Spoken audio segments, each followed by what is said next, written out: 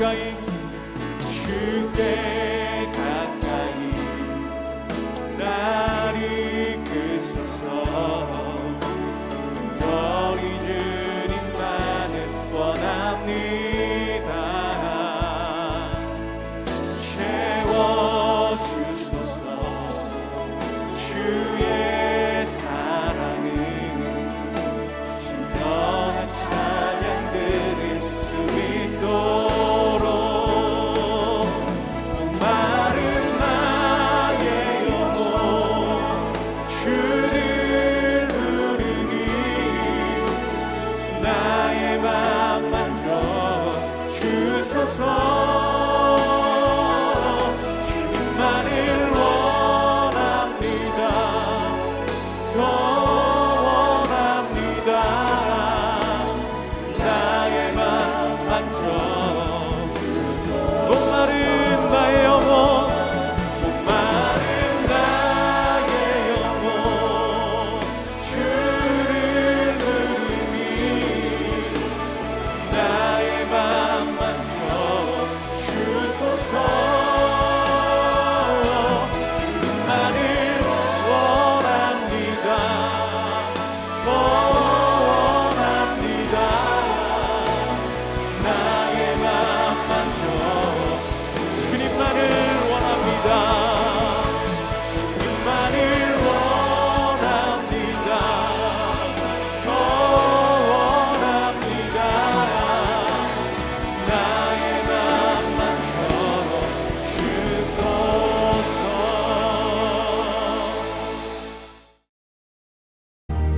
나 다니엘이 이 환상을 보고 그 뜻을 알고자 할 때 사람 모양 같은 것이 내 앞에 섰고 내가 들은즉 을레강 두 언덕 사이에서 사람의 목소리가 있어 외쳐 이르되 가브리엘아, 이 환상을 이 사람에게 깨닫게 하라.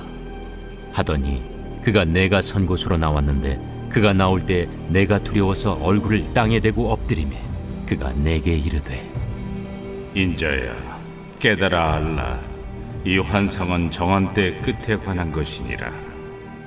그가 내게 말할 때 내가 얼굴을 땅에 대고 엎드려 깊이 잠들매 그가 나를 어루만져서 일으켜 세우며 이르되 진노하시는 때가 마친 후에 될 일을 내가 내게 알게 하리니 이 환상은 정한 때 끝에 관한 것임이라.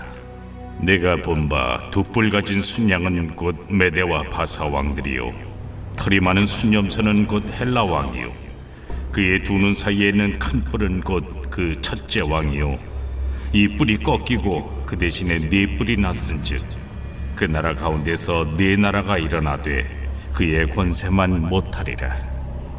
이 네 나라 마지막 때에 반역자들이 가득할 즈음에 한 왕이 일어나리니 그 얼굴은 뻔뻔하며 속임수에 능하며 그 권세가 강할 것이나 자기의 힘으로 말미암은 것이 아니며 그가 장차 놀랍게 파괴 행위를 하고 자의로 행하여 형통하며 강한 자들과 거룩한 백성을 멸하리라.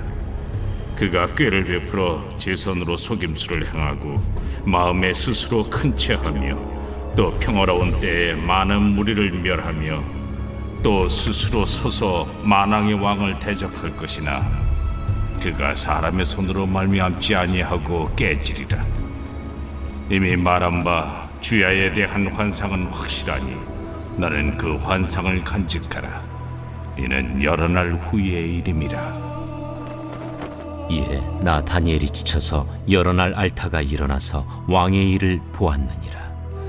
내가 그 환상으로 말미암아 놀랐고 그 뜻을 깨닫는 사람도 없었느니라.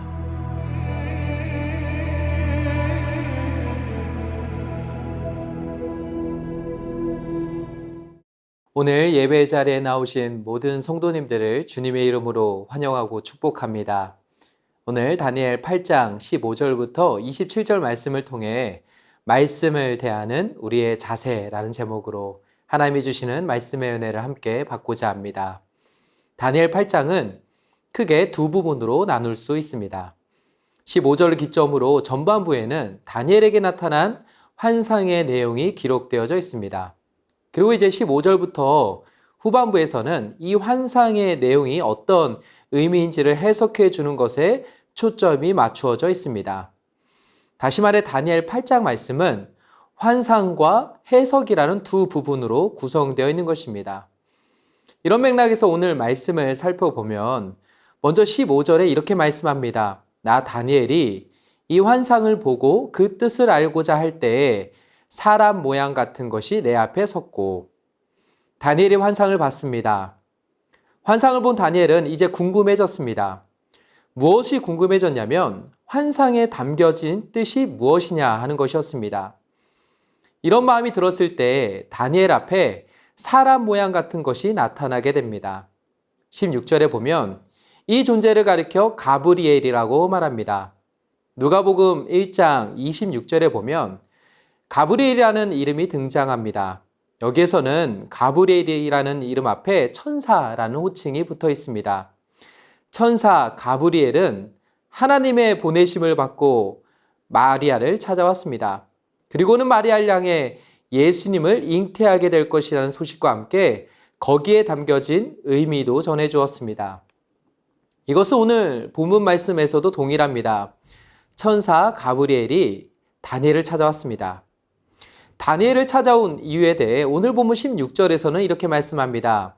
내가 들은즉 을레강 두 언덕 사이에서 사람의 목소리가 있어 외쳐 이르되 가브리엘아 이 환상을 이 사람에게 깨닫게 하라 하더니, 하나님은 다니엘에게 그가 이해할 수 없는 환상만 주시지 않았습니다. 환상만 주시고 나머지는 다니엘이 알아서 그 의미를 찾아내고 해석하게끔 하지 않으셨습니다. 하나님은 다니엘에게 환상을 주시면서 그 환상을 해석해 주시는 해석자도 보내주셨습니다. 이것은 오늘날 우리도 마찬가지입니다. 하나님은 우리에게 하나님의 말씀인 성경을 주셨습니다. 우리는 하나님의 말씀인 성경을 통해 하나님을 알 수 있게 되었습니다. 하나님 앞에서 인간이 누구이며 죄가 무엇인지도 알 수 있게 되었습니다. 타락한 죄인을 구원하시기 위한 하나님의 구원 방법도 알게 되었습니다. 교회와 종말에 대한 올바른 시각도 성경을 통해 가질 수 있게 되었습니다. 하나님의 거룩한 백성으로 갖추어야 될 삶의 모습에 대해서도 우리는 성경을 통해 알 수 있게 되었습니다. 그러나 우리가 성경을 대할 때마다 드는 생각은 무엇입니까? 이것이 인간의 지식과 학문과 경험만으로는 안 된다는 것입니다. 아무리 성경을 많이 알고 성경에 대한 신학적인 지식을 많이 가지고 있다 할지라도 그 많은 지식만을 가지고는 하나님을 올바로 믿고 사랑하며 섬길 수 없다는 것입니다. 물론 우리는 성경을 많이 읽어야 합니다. 성경을 많이 묵상해야 합니다. 성경을 배워야 합니다. 성경을 해석할 수 있는 올바른 방법도 배워야 합니다. 성경에 담겨진 여러 내용들에 대한 신학적인 지식도 배워야 합니다. 그러나 우리가 여기서 결코 놓쳐서는 안 되는 아주 중요한 한 가지 전제가 있습니다. 그것은 바로 하나님께서 우리에게 하나님의 말씀인 성경을 주시면서 성경의 해석자이신 성령 하나님을 우리에게 보내주셨다는 것입니다. 에베소서 1장 17절에 보면 에베소 교회와 성도들을 위해 사도 바울은 이렇게 기도하였습니다. 에베소서 1장 17절입니다. 우리 주 예수 그리스도의 하나님 영광의 아버지께서 지혜와 계시의 영을 너에게 주사 하나님을 알게 하시고, 사도 바울은 에베소 교회 성도들이 하나님을 알게 해달라고 기도하였습니다. 그러면서 하나님을 알 수 있는 방법으로서 지혜와 계시의 영을 주사라고 기도하였습니다. 여기서 지혜와 계시의 영이 누구냐면 바로 성령 하나님이십니다. 말씀을 대하는 우리에게 성령 하나님은 반드시 필요합니다. 성령 하나님께서 진리의 빛을 우리의 마음과 생각에 비춰 주셔야 합니다. 말씀이 들려질 수 있도록 우리의 영적인 귀를 열어 주셔야 합니다. 성령 하나님께서 우리에게 믿음을 주시고 말씀이 깨달아질 수 있도록 도와주셔야 합니다.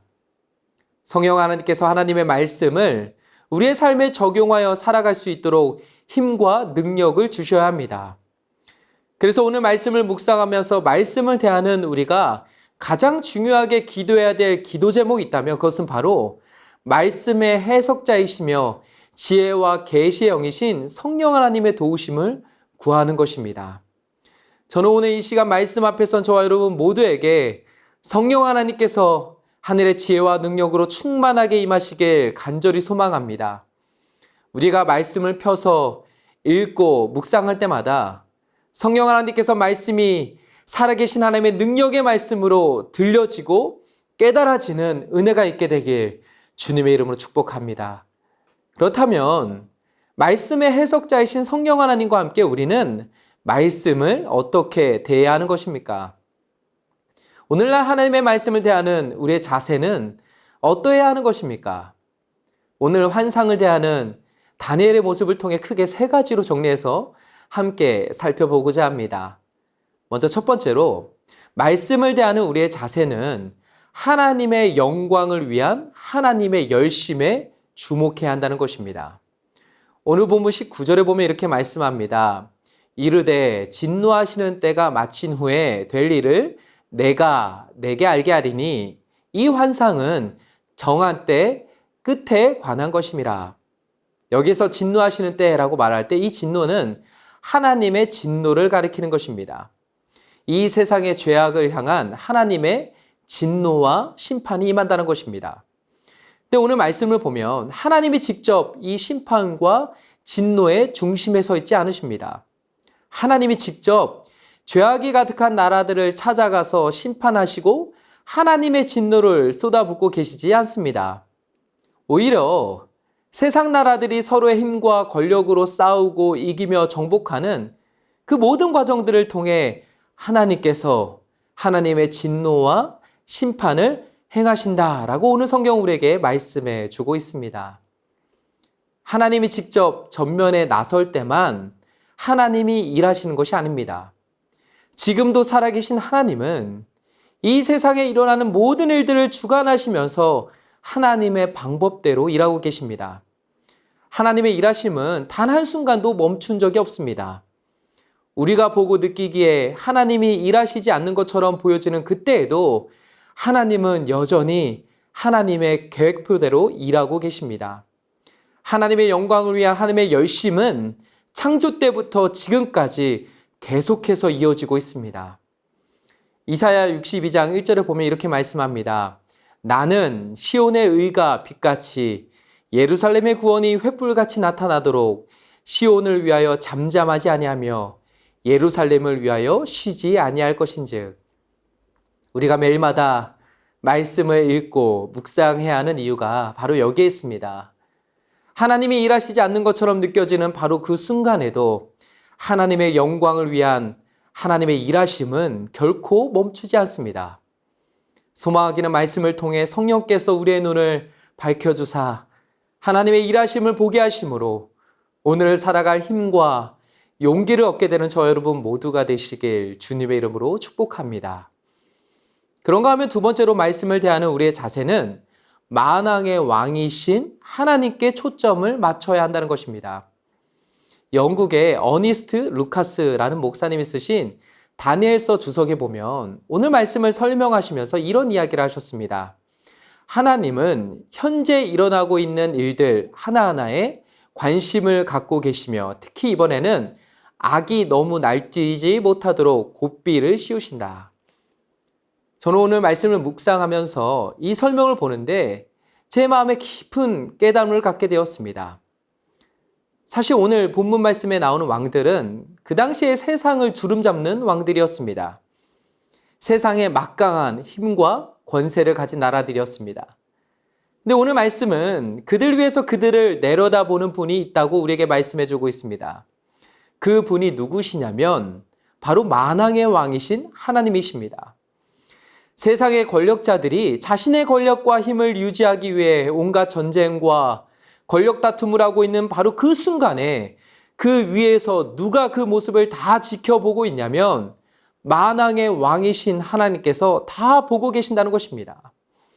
만왕의 왕이신 하나님께서 이 세상에 일어나는 모든 일들에 대해 관심이 하나도 없으신 것이 아니라 다 세밀하고 구체적으로 관심을 갖고 계신다는 것입니다. 시편 2편에 보면 세상의 군왕들이 하나님과 그의 기름 부음 받은 자를 대적하려고 합니다.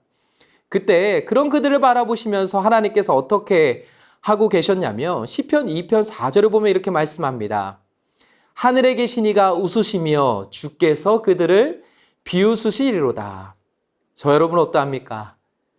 하나님의 말씀인 성경을 대할 때마다 우리는 이 말씀을 주신 하나님으로 우리의 마음과 생각과 삶이 새로워져야 합니다.